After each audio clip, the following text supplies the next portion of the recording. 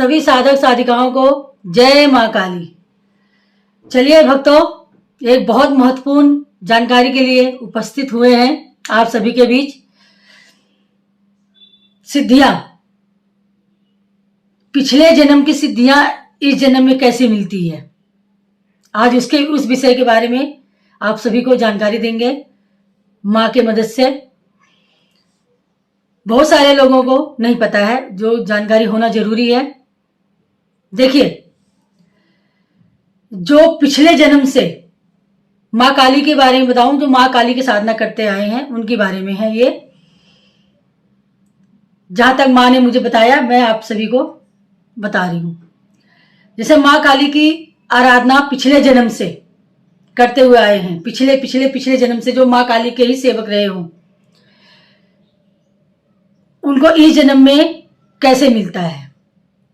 देखिए, जब पिछले जन्म में साधक साधिकाओं जो पति पत्नी होते हैं, जो मां के सेवा में, मां के चरणों में विलीन हो जाते हैं, समय आने पे मां के लोक में चले जाते हैं और मां का सेवक सेविकाएं बन के रहते हैं, जो जन्म मरण की चक्रव्यूह से मुक्त हो जाते हैं।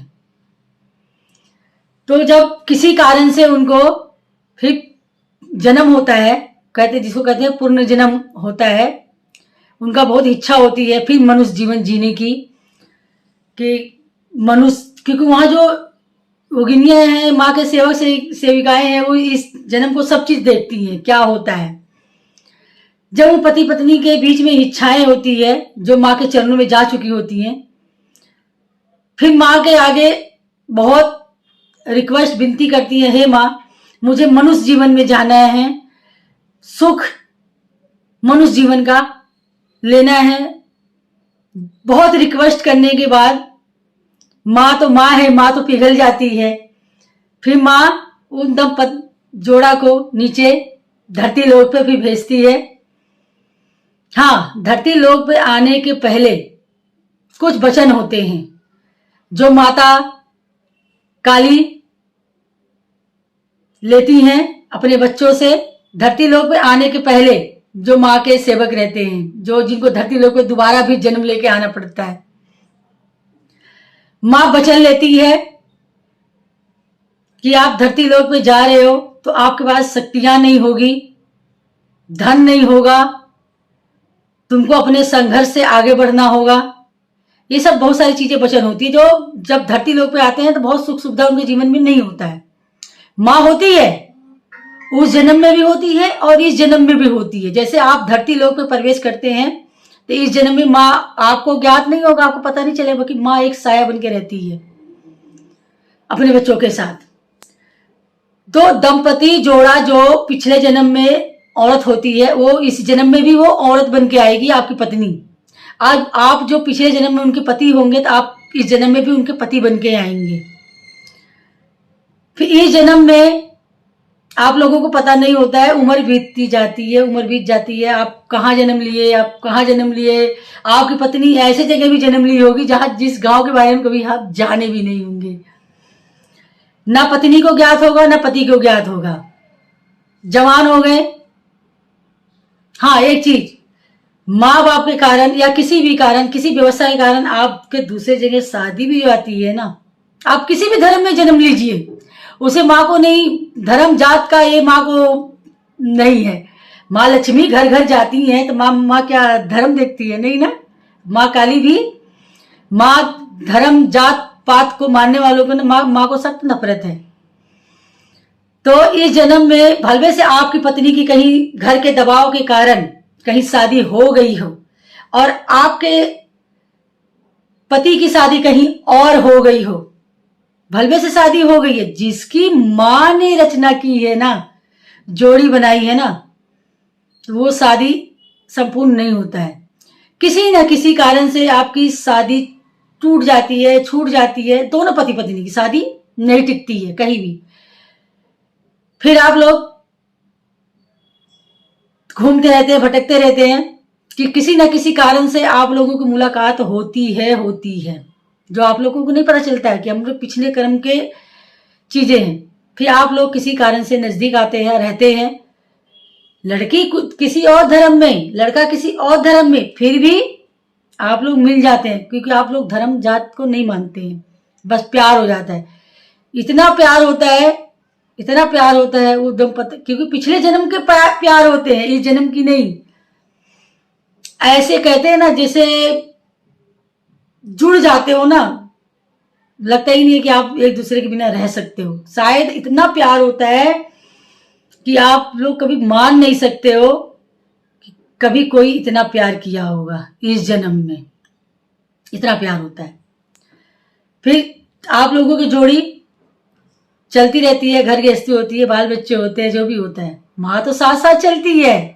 माँ बार बार आप लोगों को संकेत भी देती है। बाकी आप लोग कहते हैं ना माँ के मूर्ख बच्चे, तो माँ संकेत देती है। बाकी हम लोग जो होते हैं ना, वो मनुष्य जीवन में नहीं समझ पाते हैं, नहीं कर पाते हैं, तो सोचते हैं छोड़ो।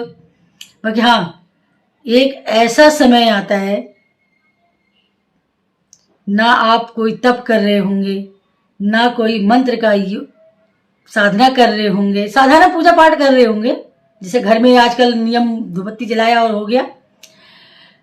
बट कुछ ऐसे चीजें होती है, जैसे नवरात्रि होगी, दिवाली हो गई, और चीजें हो गई। कुछ ऐसा समय आता है जब आप माँ एक बार दिखती है पूरा संपूर्ण रूप से,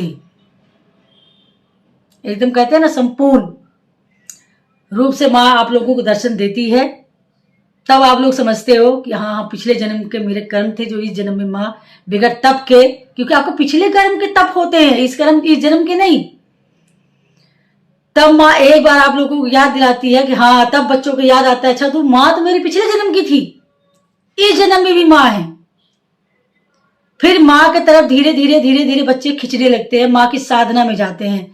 इस जन्म में भी माँ की साधना करनी पड़ती है। जितना कठोर तब आपने उस जन्म में किया है, इस जन्म में भी करनी पड़ती है। वो परीक्षाएं देनी पड़ती है। जब आप लोग माँ के तरफ बढ़ने चल जाते हैं, तो लगता है कि माँ के बिना तो कुछ नहीं, तो जीवन में कुछ नहीं। माँ परीक्षा लेती है, समय समय पे लेती है, बाकी आप लोगों को पता नहीं चलता है। जैसे जैसे माँ के नजदीक आप बढ़ते जाएंगे, मतलब ये कहेंगे माँ कहे उठो तो उठोगे, माँ कहेगी बैठो बैठो, तब फिर एक समय ऐसा आता है, माँ मनुष्य जीवन में आपके साधना के दौरान माँ फिर एक वचन लेती है, जो कि आपको देना पड़ता है। माँ एक वचन लेती है अपने बच्चों की परीक्षा, जो कहते हैं ना परीक्षा पार करनी पड़ती है। बच्चा तो वचन दे देता है और देना पड़ता है, फिर वचन देना पड़ता है। माँ ये कहती है कि ऐसे ही प्यार करते रहोगे चाहे कुछ भी हो जाए।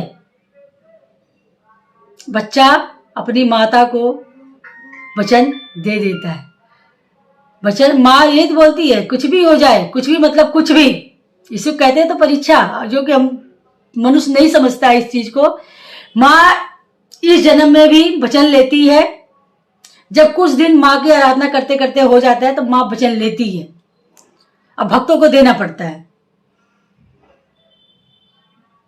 तब वो सब चीजें झेलनी पड़ती है जो वचन के अनुसार होता है। चाहे कुछ भी जीवन में कुछ भी हो जाए, राजा से रंग हो जाए, राजा से कहते हैं ना भिखारी, तो आपको वचन निभाना पड़ता है।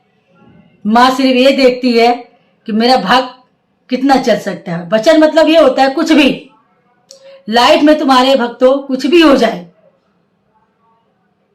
माँ के वचन का लाज रखना चाहिए, माँ का वचन नहीं तोड़ना चाहिए।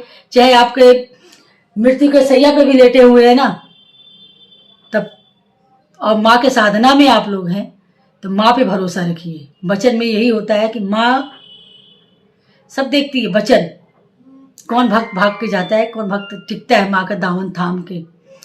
तो ये रही छोटा सा अपडेट, आप सभी को समझ में आ गए। ऐसे माँ के जो भक्त पिछले जन्म के पिछले पिछले पिछले कई जन्म से माँ का सेवक होते हैं, जो धरती लोक के किसी कारण से माँ जिद कहो उनके बच्चों की क्या कहो, जो इस जन्म में आता है, उनको बगैर तप के बगैर कोई पूजा पाठ के माँ की एक बार दर्शन जरूर होता है। जो उस समय सब पूरा ज्ञात हो जाता है भक्त को कि मैं पिछले जन्म में माँ का सेवा था, इस जन्म में भी है। बाकी हाँ, इस जन्म में भी उनको तप करना पड़ता है, साधना ये करनी पड़ती है, जितना कठोर तप उसने उस जन्म में किया था इस जन्म में भी करनी पड़ती है, तब जाके भक्त निखरता है। फिर माँ के चरणों में, फिर माँ उंगली थामे थामे अपने बच्चों को जब मृत्यु लोग प्राप्त हो जाते हैं तो माँ लेके जाती है अपने साथ। फिर माँ का सेवा सेविकाएं बनते हैं, माँ के गणों में शामिल हो जाते हैं। फिर किसी कारण से बेबस जब उनको मन करता है मृत्यु धरती लोक पे आने की, फिर आते हैं, फिर माँ के ही भक्ति भाव करते हैं वो। इसीलिए कहते हैं माँ, इस जन्म में माँ की सिद्धियाँ कैसे मिल गई आसानी से, कैसे नहीं मिली। बहुत सारे भक्तों के सवाल होता है कि आप माँ की सिद्धियाँ कैसे, क्योंकि हाँ माँ दिखती है, सिद्धियों के समय भी जब माँ का साधना करते हो तो माँ दिखती है, सब कुछ दिखती है, आपको पता भी नहीं चलेगा कि माँ परीक्षा ले रही है, ऐसे माँ रहती है। क्योंकि माँ परीक्षा लेती है, कठोर परीक्षा लेती है जिसकी कोई अंत नहीं है, वो माँ ही अंत कर सकती है। ये था छोटा सा अपडेट। चलिए अब वीडियो को यहीं विराम देते हैं। जय माँ काली।